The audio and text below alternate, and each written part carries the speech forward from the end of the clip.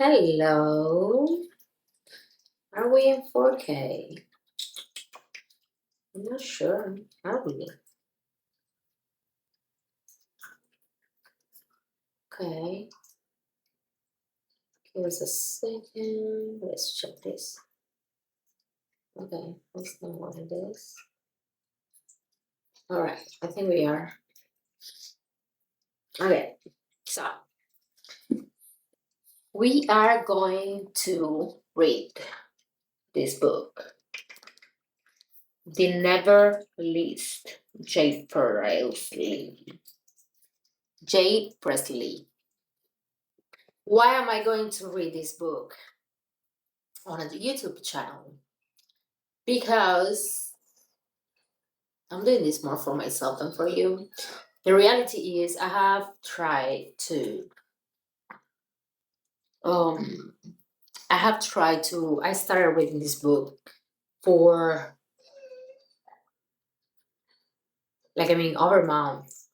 And I don't finish it. So I had the idea of reading it online and streaming while I'm reading it out loud. So it maybe can be company to somebody that is doing something, and I do that often. Put just a video on the background to listen to it. So yeah, that is the purpose of this, and hopefully I will be able to finish it because I should be able to feel accountable on reading at least a couple of chapters daily, so that you can have your you can finish it as well. All right, let's start. This is a dark romance and is an inverted harem. So the main character, this is what it says.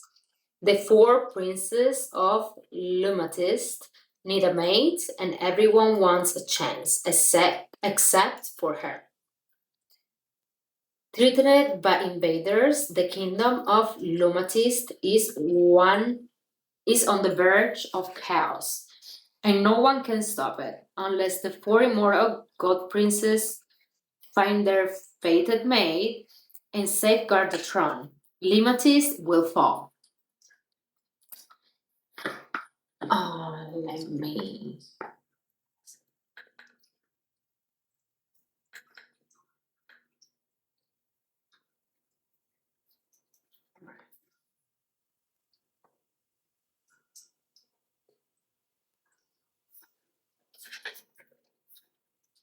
Five women have tried, five have failed. And tonight in the royal city, the princess needs to find their chosen and hope she can survive the transformation that will make her immortal. Only Rylee Gray wasn't supposed to be here. She snuck in for her own dark reasons, and now they claim they have found their perfect match. Her, of course. They have no idea she's concealing a secret big enough to damn them all. The four princes have no choice. They will use every delectably wicked skill they have to make Rylee fight for all of them, or watch their kingdom collapse. This also is gonna be spicy.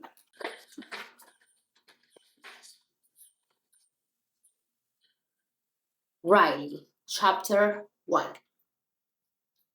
I could arrest you for dressing like that. A familiar, authoritative voice sounded behind me, sending a chill skating along my spine. But you know that, don't you, Rylee?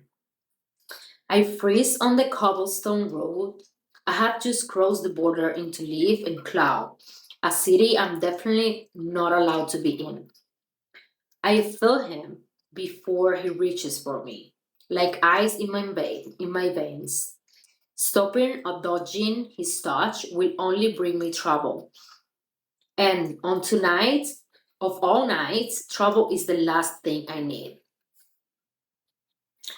Turner's hand clenches my elbow, and he drags me around the corner of a simple stone tavern into a narrow, deserted alleyway. My hair hammers in my chest, he's boxed me in, and no one will hear us over the celebrating inside. Unless someone stumbles into the alley to take a leak, I'm entirely on my own. I I glanced down at the muted purple and green shade dress I have borrowed from my best friend, Ivy. It's elegant, even though it's made for common material sources from the city of cedar and silk, and it's long enough to cover my ash cake shoes. As an Ashlander, the lowest class in Lumathyst, I'm not supposed to wear clothes above my station, let alone travel across borders. But I wonder but I will stick out in this city if I had worn my own clothes. Brown, threadbare cotton pants and tonic. And I thought Ivy's dress was safer. Clearly not. What trouble what trouble are you getting into tonight? Turner presses, herding me farther into the alleyway. His golden kings and forces uniform almost suffocates his stocky frame, making it look like it will pop at the seams. His face is brown, the smug, domineering grin transforming him into something I have come to fear the past 6 months. It hadn't been like that in the beginning. In the beginning, he had been a fun distraction, seducing a keen enforcer is no easy feat for an Ashlander like me, and he seemed like a good ally to have. Kings and forcers are the power on the streets, doing the king's bidding to keep all of us in line, and being on Turner's good side has kept me out of prison a time or two. But it didn't take me long to figure out who he really is and what he really liked, who is to take and punish and terrorize. He's held me in a trap ever since, using his authority over me as a weapon. As a weapon. I'm not getting into any trouble, I finally answer, slipping into an innocent tone of all the times for him to be patrolling this border. Why not? I have one shot at finding my sister, and tonight is it. Seeing as what I intend to do could land me in prison or worse, get me killed, I really don't have time for this. That's hard to believe, he says, shoving me back against the wall of the building. I flinch, then take a deep breath and slip on a mask of indifference with a side of nothing in my brain. He likes it better when I play dumb. Likes it when I pretend that I don't have the strength to put two thoughts together outside of saying yes. He slides his short sword out of his shirt, hovering the tip just in front of my neck. It takes everything I have not to draw away at the sight of that fucking sword. The one he's threatened me with more times than I can count. I'm not out to cause any trouble, I reassure him again. Then what's an Ashlander like you doing wearing something like this?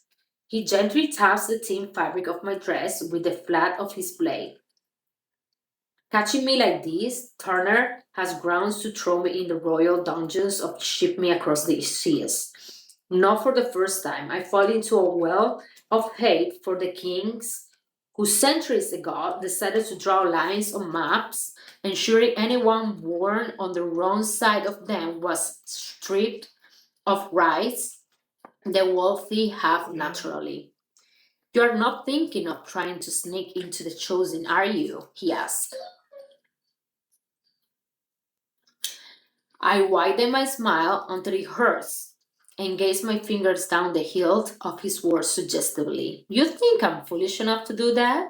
I hope not, seeing as it's what's killed your sister. I blink slowly. Nothing going on in my mind, indeed. Definitely no thoughts of turning the blade on him. See how he likes it. Definitely not of the argument dancing on my tongue. My sister isn't dead. She's not. She can't be. Wait, he says with a hoarse laugh. Tell me you didn't win one of the lottery invitations and you think this. He drags the tip of his sword down my bodice. Is what royalty wears. Another blink. I add a mindless giggle for good measures. An Ashlander has never won an invitation. I say. I gesture to the wall behind me, towards the sound of music and merriment. The taverns. The barkeeps shower girls with free drinks and shows in night. I just want to have a little fun with my friends. I continue, pursing my lips in a pout. Can I have a little fun tonight, Turner?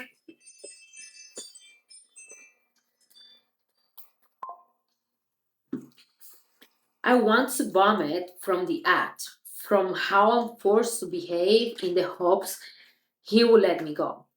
On any other night, I might have frisked a list trying to fight him off, but that takes time I don't have. The choosing will start soon, and I only have a small window to do what I need to do. Turner laughs so hard, spit hits my neck.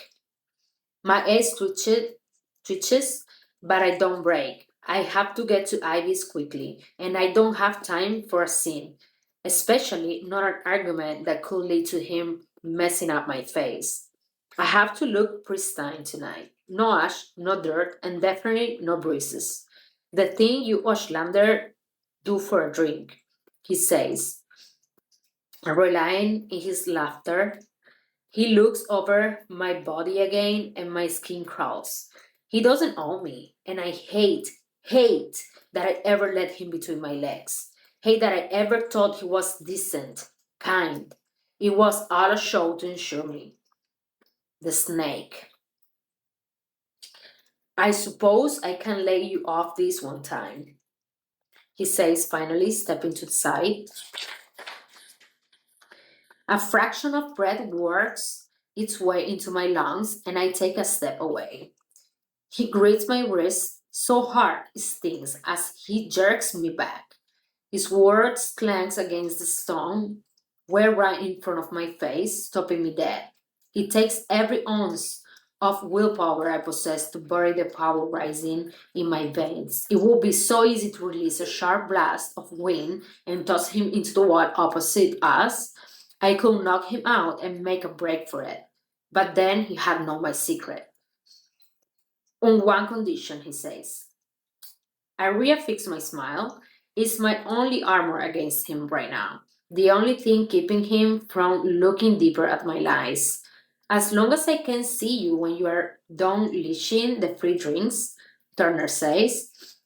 I have never been with you when you are been drinking, he continues. I bet that's all kind of fun. As it clouds up my throat and my cheeks hard from the effort it takes to keep grinning.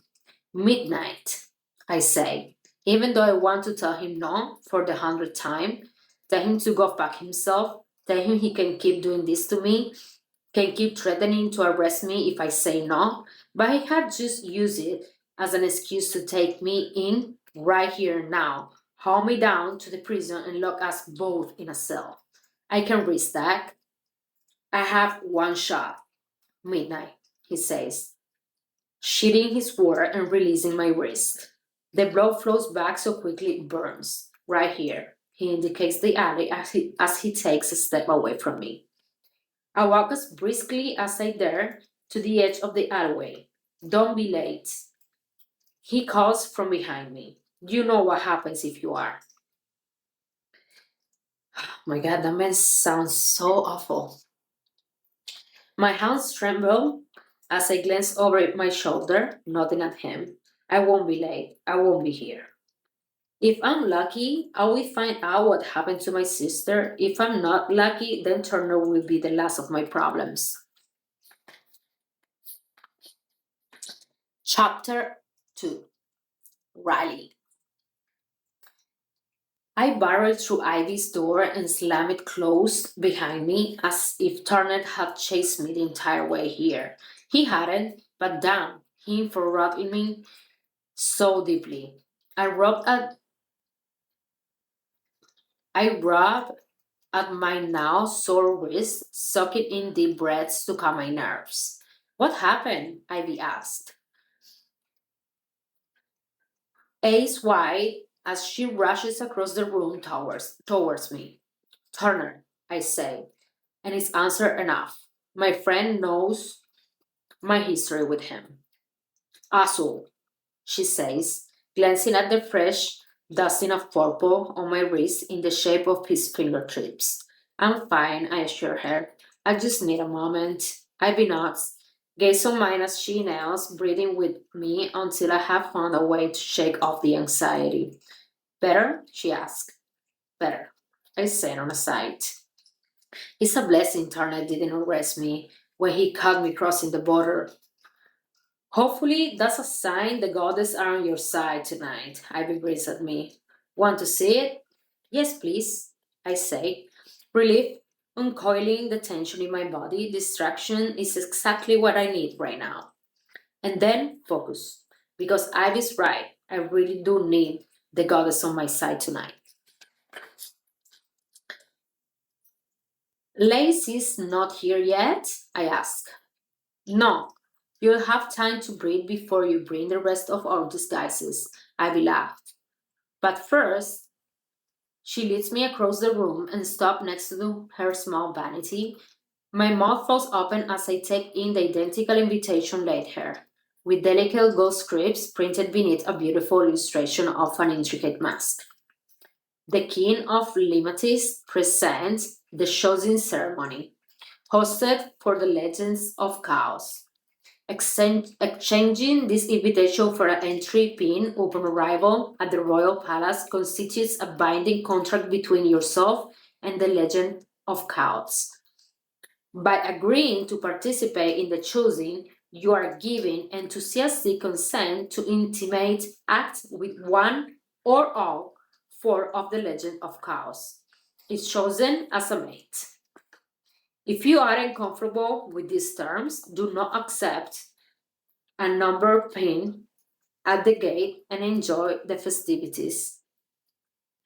I guess it's gonna get spicy soon. Enthusiastic consent, Ivy says in a singing voice. I run my finger over the invitation, noting the thickness of the cardstock as I turn it back and forth.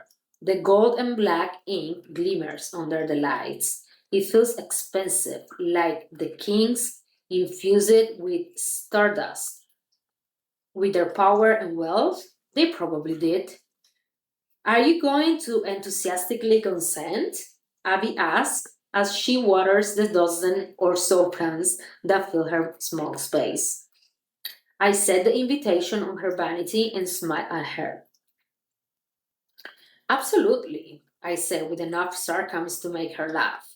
Who wouldn't leap at the chance to sleep with four men at once? I started teasing the spy.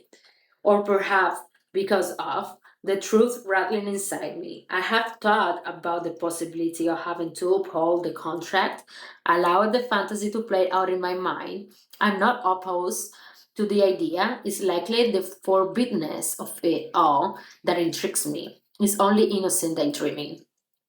We'll see. I don't think it's gonna be innocent daydreaming soon. These aren't just any men, Ivy says. They are the legend of chaos, the part gore royal princess of Lumathyst. Letting them have their way with you? She shudders as she moves onto the next plant. Oh, come on, I tease. Wouldn't you be curious?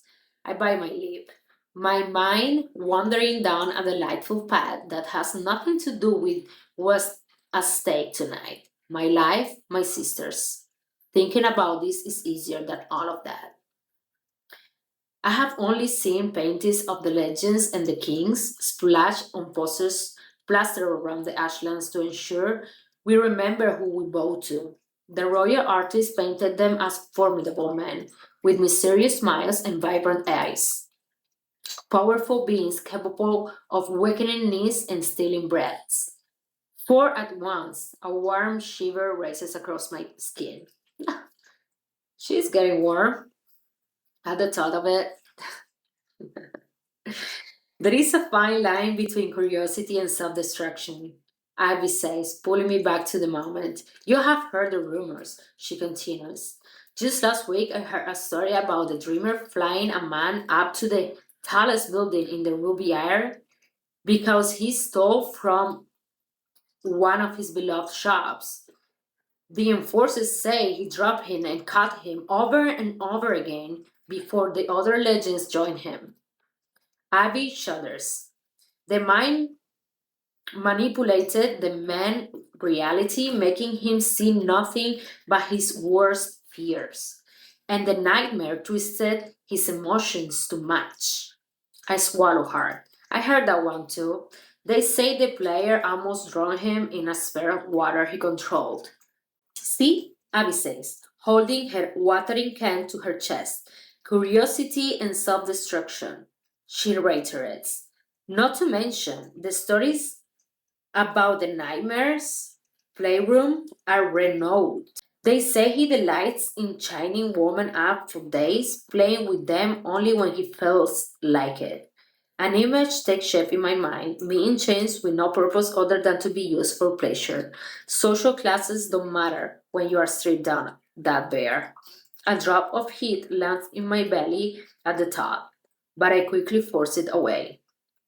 Nah, this girl is kinda nasty. I like her. Maybe someday I will have time to look for the kind of lover who can make me feel safe and excited, understood and destroyed all at once. Someone I can be myself around and trust with all my heart and desires. A fool's dream, but it's one I can't deny, added to the list of dreams that aren't meant to be mine. Abby comes to stand next to me and glances down to the invitations on the vanity, a glimmer of pride shining in her eyes. I motion towards my identical invitation sitting next to her, real one. That is some of your best work, Ivy. She beams on me, but shrugs as she reaches out the touch as Trelitzia plant that's dropping in its pot. Her red nails gleam as she twirls her fingers, and the plant perks up like it's taking a much needed deep breath. The neon orange petals brighten and bloom with restored life. She lowers her hand. I will say that is some of my best work. But I adore compliments, so please do go on. I laugh, I marinate. Not the forgery, that's her secondary passion, but her actual goddess given power. Power that neither she nor I are supposed to have. Power that could get us arrested if anyone outside our little trusted circle knew about it. But I guess you can say that's what brought us together in the first place. I met Hattie when I was young. I had crossed over the Ashland border, sneaking into leaf and cloud, desperate to breathe air that didn't leave the taste of dust on my tongue. My older sister, Erin, had warned me not to go on in broad light, but I had known if I spent another minute carting ore from the Ashland mines, I would explode. In that moment, I didn't even care of the kings. Enforcers caught me and threw me in the royal prisons. I needed something new and vibrant and fresh. And that's exactly what I got. I ran into a secluded little glen and saw a girl my age surrounded by wildflowers.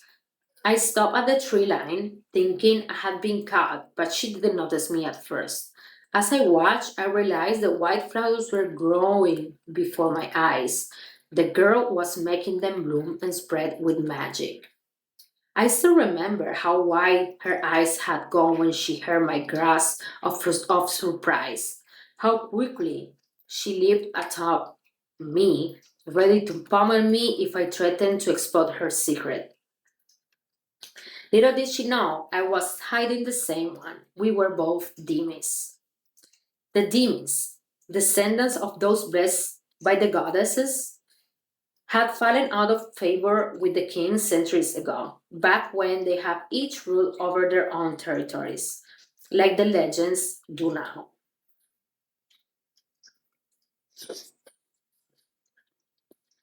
The brief era of peace ended quickly when the vicious infighting among Demis mounted. Soon, Demis were known only for bloodshed and greed, said to be corrupted by their goddesses' granted powers.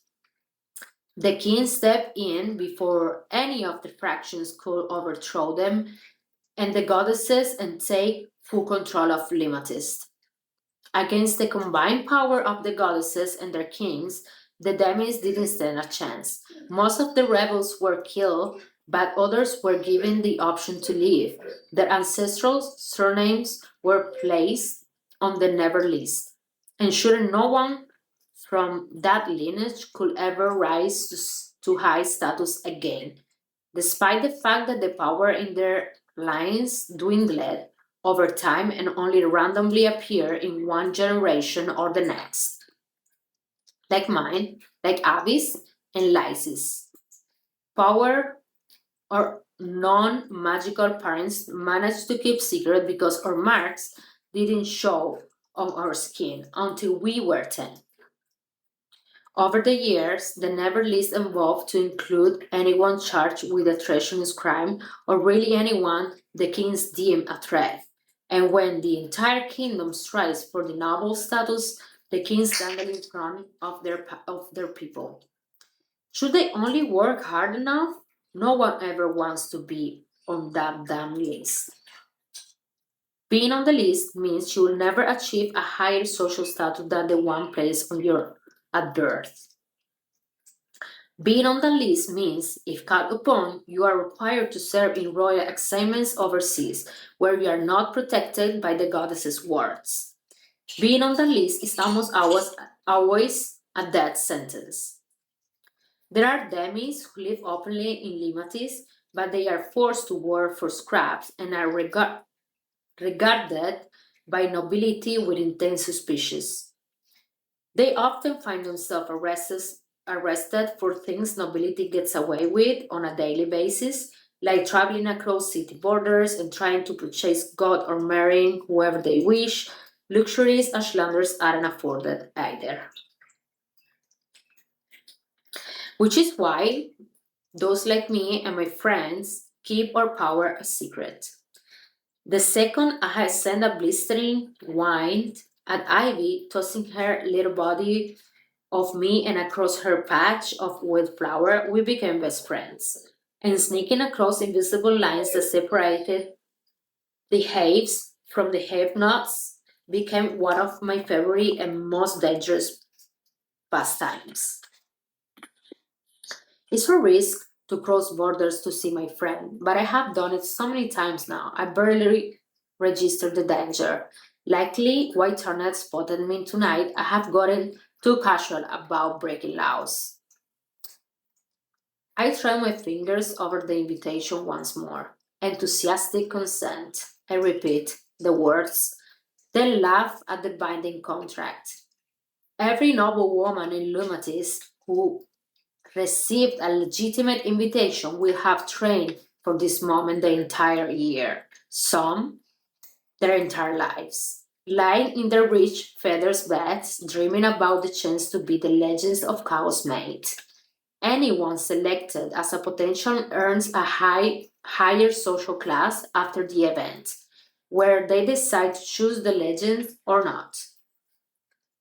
You're serious? Despite all the stories we have heard about the legends? Abby says, turning me to face her. I had wagger you had actually enjoyed being with all four of them. I had bet my entire flat that you had left them all panting for more. She laughs. You're always seeking that next rush. I swear, on the goddesses above, is going to bite you on your pretty little ass one day. At least if I were chosen as their mate, I'd be able to make a difference for the Ashlanders, I say. No potential has ever made it long in that month. Ivy counters. The past six left the second they could, took their elevated social status prize and ran in the opposite direction. Vying to be the future queen of Lumathyst is no small feat. And yet, wouldn't it be worth it if it meant one of us could bring about change? Abby looks at me more seriously. What of the Athenry? Does that not frighten you? The process of becoming immortal?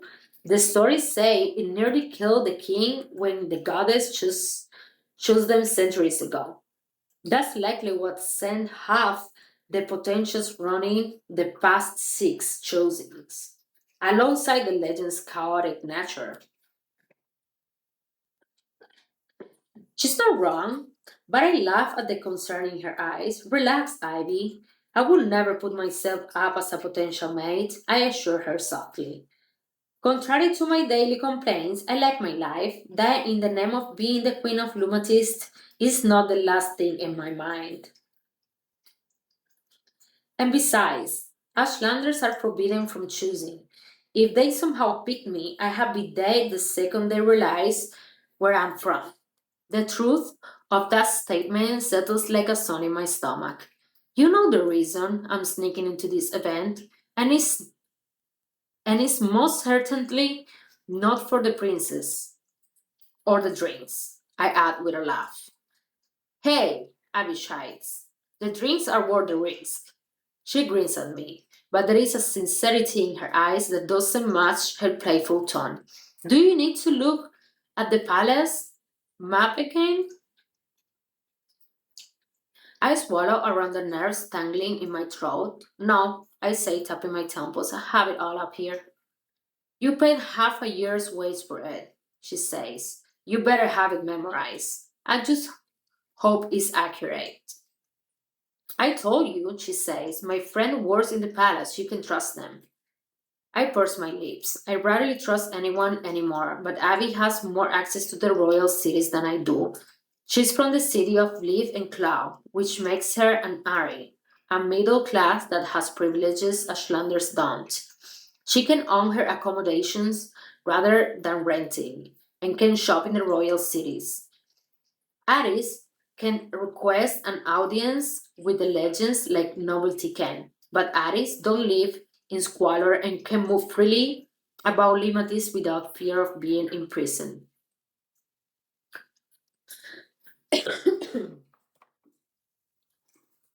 And as much as the king claim anyone, as long as their name isn't on the never list, can elevate their social class by working hard enough and earning a royal blessing. It's a rarity to see, and as Landers rise in rank, marriages between classes have to be approved by the king, and since Ashlanders are mostly descendants of demis or recently freed criminals, they rarely receive blessings. Not that I will ever be allowed to try, since my family name has been on the never list since my ancestor took up arms against the kings centuries ago. Okay, so she's a rebel. Need to know.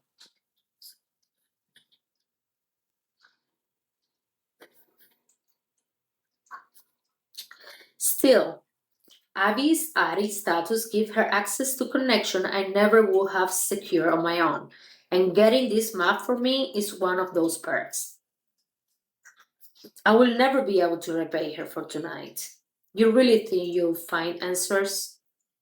The hollow space in my chest twinges as Erin face fills my mind. It's been a year, Ivy. A year since my sister also snuck into the choosing and never came back. We know she wasn't chosen as a potential and she didn't come home. That meant someone had to have found out she was an Ashlander and shipped her off on a mission overseas or threw her in the prisons. I have to know what happened. I have to find her. The chosen is my only shot at getting into the palace in searching for answers. I have spent the entire year planning for this moment, all the while desperately wishing she had walked back through our door, telling me she simply lost track of time. She's done that before. Erin loves to go whenever her instincts take her, and she's run off on month-long adventures before, but never this long, and never without letting me know she was leaving first. Abby wraps her arm around me and pulls me into a warm embrace. Her crisp scent of orchids and pine envelops me, filling those empty spaces inside me with memories. I know, she says. I'm sorry I ever forged her an invitation. Don't do that, I say as we break apart. Don't blame yourself. It could have been any of us. Abby has been to the choosing the past 6 years and has never once come close to being chosen as a potential mate. Her invitation is always legitimate, but she's never had any real interest in becoming the legend's mate, thanks to the stories we have heard about them. So she's kept to the shadows, enjoying the luxuries of the event without drawing attention to herself. I had thought Erin would do the same. The goddesses blessed her with a unique ability to get out of tight places, assess danger in a blink, and thief anything she wants, even if her target is staring at straight in her face. So, what happened that night? What happened that meant she couldn't escape, couldn't charm or seduce her way out? She might enjoy disappearing on adventures, but she wouldn't have run away without telling me. Wouldn't have left me to rot in the ashlands, not when we are the only family we have left. Once again, I curse myself for not going with her. Erin always asked me to come, but the idea of mingling with the royals of Lumathyst, who would rather watch Ashlander starve to death than offer a helping hand, always turned my stomach. An arrogant pride that quite possibly lost me my sister. And I have hated myself for it ever since. Chapter 3. Rylee, again. I know, I'm late. Lacey's voice fills the room as she bursts through Ivy's door, fumbling with three large silk sacks.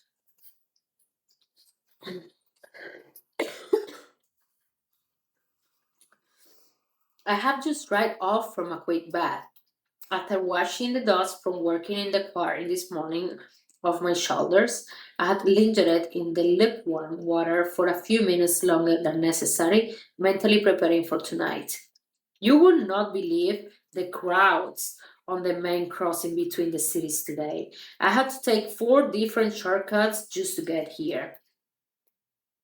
She heaves the colorful bags into Ivy's small bed, tucked in a corner across the room, then spin to face us. What had I missed? Abby flashes me a conspirational look, just listening to Riley talk about what she would do to the legends of cows if they choose her. She says, miming a vulgar gesture with her mouth that sent us all laughing. Lacey's eyes sparkles as she grips her side. If they chose you, will you promote us? She asks, catching her breath. I can be your royal bodyguard. She snaps.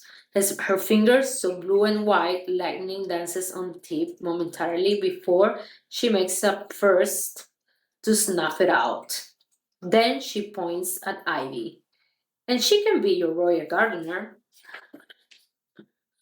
Ivy gapes in mock shock, still giggling. Better than the job I have now. It's a deal, I say. All I have to do is have the legend chosen me, and Ashlander are their prestigious event illegally, and not arrest me. Sleep with each of them, learn the functions and politics of their cities for months, and survive the Atangri, becoming immortal. I list each task on my finger. Oh, wait, I say. And they both roll their eyes. I also have to enjoy them enough to choose an eternity with them and risk death to get it. I tap my finger on my chin. Remind me how many times that's happened again? You're a brat, Abby teases. None, I answer my own question, ignoring her. The legends have tried for a mate for the past 6 years and are still mateless. I wouldn't start packing your bags just yet. If the legends weren't wealthy pricks who delighted in cows, I might feel bad for them. Way to suck the fun out of the night. Lies shites. Jokes aside, getting a pin is a threat, and it will be your first one. Wait, what? I asked, looking from Lacey to Ivy. I'm not taking a pin. I had assumed we will use our invitations to get entry, but not exchange them for a number pin to participate in the actual choosing, after all. You're not required to. We always take pins.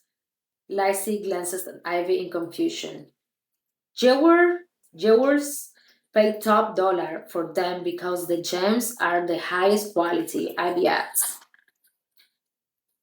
That notion is tempting, but the risk, I bite my bottom lip contemplating. Haven't you two ever been afraid of getting chosen? Not even a little bit, Len says on a laugh. Abby shakes her head. We always clock the legends first thing and then subtly stay away from them the entire night.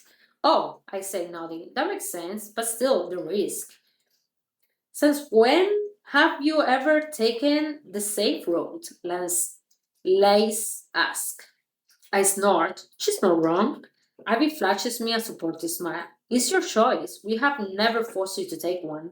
Of course not, Lace adds. We just want you to know the perks, Ivy continues.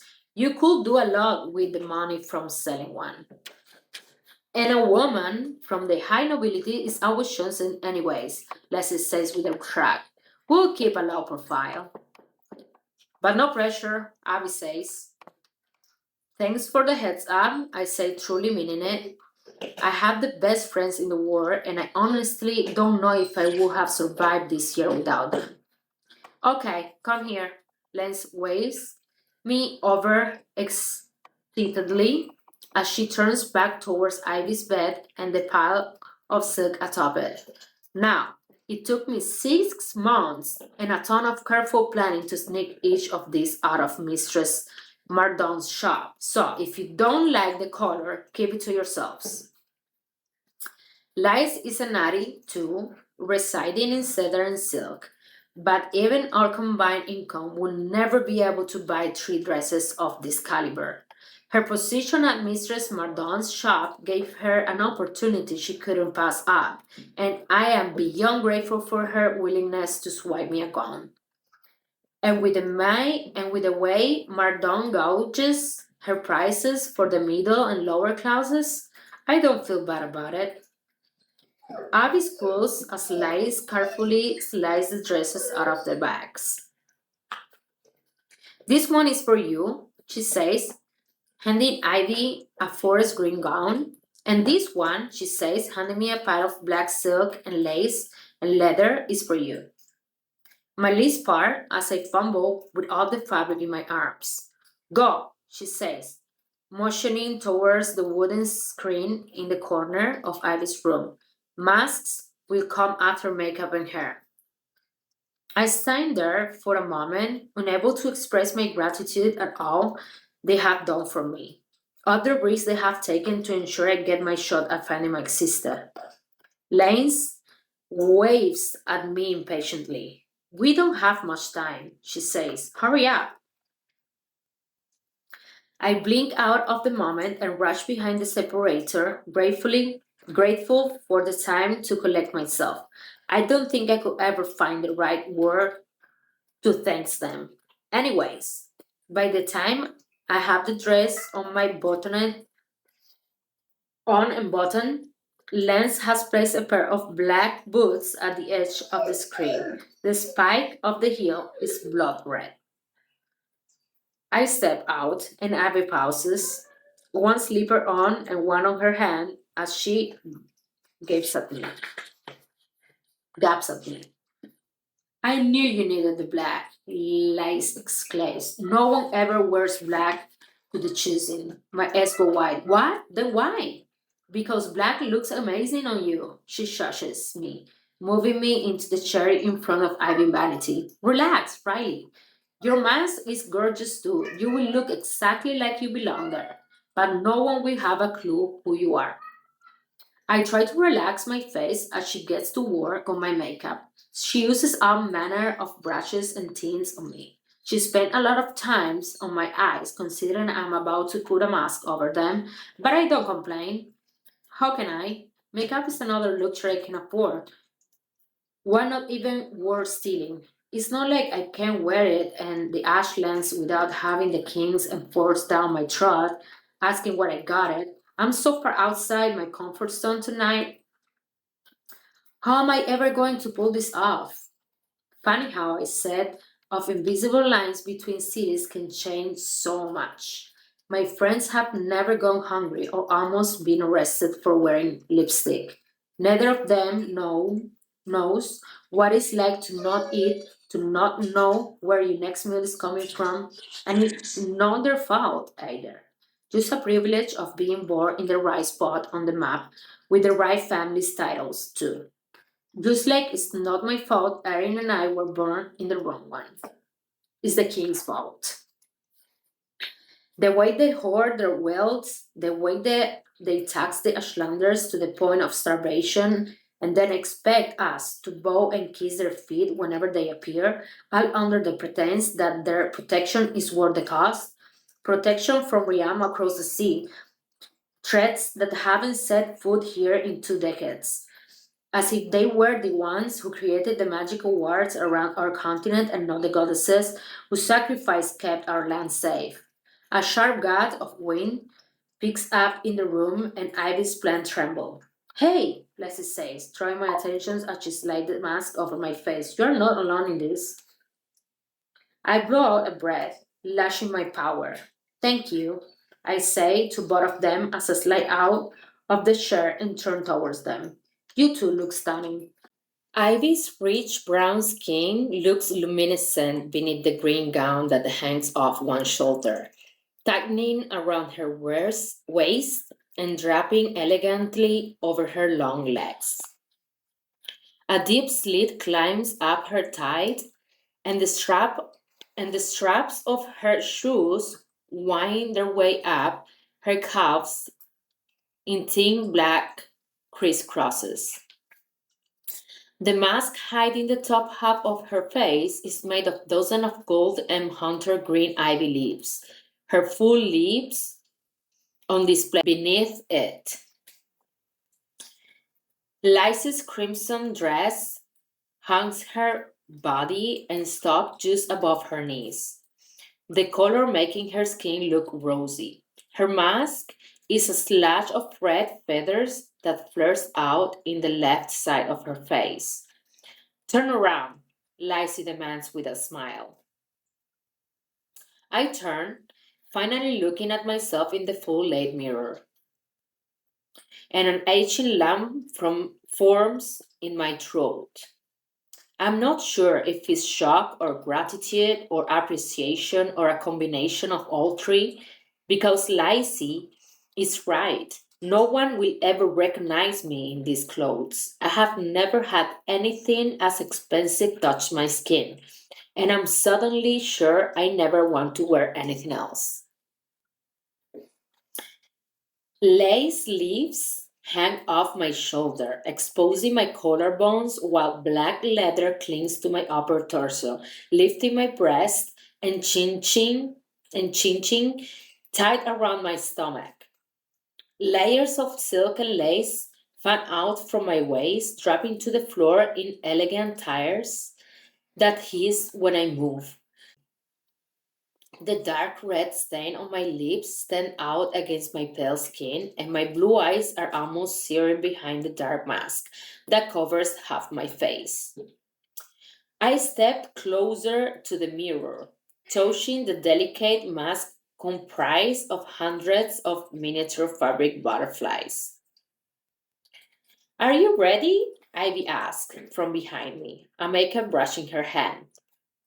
I nod, gathering my long blonde hair over one shoulder of my neck Ivy quickly dabs the brush against the spot at the base of my skull, covering the light. Silvery mark that showed up when I was 10. The one that looks like a tiny cloud. The mark of a demi blessed by the goddess Neff. Ivy moves to my wrist, silently covering up the light purple bruises. Turn her left. My chest squeezes. When she's finished, Ivy passes the brush to Lacey, who hurries to cover the mark on the inside of her wrist, a cloud matching mine. Ivy hikes up her left leg, shifting her gown higher to expose her inner thigh. Who wants the honors? She asks. I grab a different brush and dip it into her compact. I lean down, and stroke the bristles over her mask. A lighter green spot in the shape of a leaf. We have done this so many times now. We could probably hide one another's marks in our sleeves. I take a step back to double check my work. Nothing's stopping us now, I say. Then, what are you waiting for? Ivy asked.